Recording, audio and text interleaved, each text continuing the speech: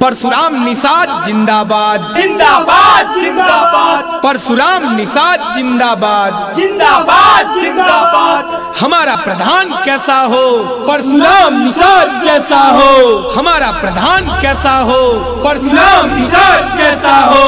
Gram panchayat Phulhar खुर्द के gram प्रधान पद के कर्मठ संघर्षशील एवं सुयोग प्रत्याशी परशुराम निषाद जी को अपना बहुमूल्य वोट देकर विजयी बनाए, जिनका चुनाव निशान इमली है। इमली पर मोहर लगाकर भारी से भारी मतों से विजयी बनाए। फुलहर खुर्द में उठता लहर, फुलहर खुर्द में उठता लहर। पतिया जानी भुलई है मोहर इमली पर लगई है। ए भैया परशुराम के जीतई है। फुलहर खुर्द में बाटे सबसे भैया ईमानदार हो। नेता नगर के बेटा हवे, बतिया जानी भुलई है मोहर इमली पर लगई है।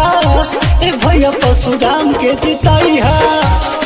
ग्राम सभा फुलहर खुर्द सांवर पखनपुर बलुआ बेहनियावा से परशुराम निषाद जी को इमली पर वोट देकर भारी से भारी मतों से विजयी बनावे। परशुराम निषाद जी के अच्छा व्यवहार बा, जात पात के भेद न करे, सबसे व्यवहार बा। इमली पर मोहर लगाकर भारी से भारी मतों से विजयी बनाए।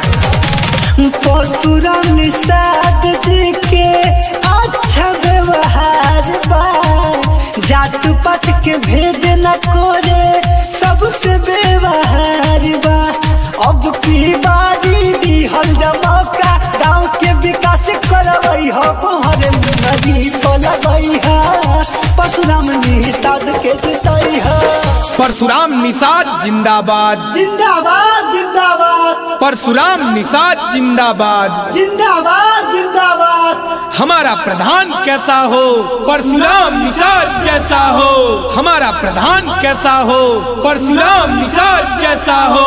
ग्राम पंचायत फुलहर खुर्द के ग्राम प्रधान पद के कर्मठ संघर्षशील एवं सुयोग प्रत्याशी परशुराम निषाद जी को अपना बहुमूल्य वोट देकर विजयी बनाए, जिनका चुनाव निशान इमली है। इमली पर मोहर लगाकर भारी से भारी मतों से विजयी बनाए।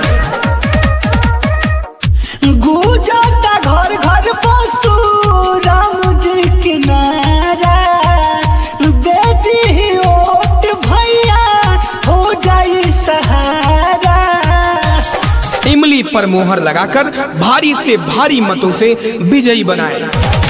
गुजरता घर घर परशुराम जी के नारा, दे दी वोट चाची हो जाई सहारा।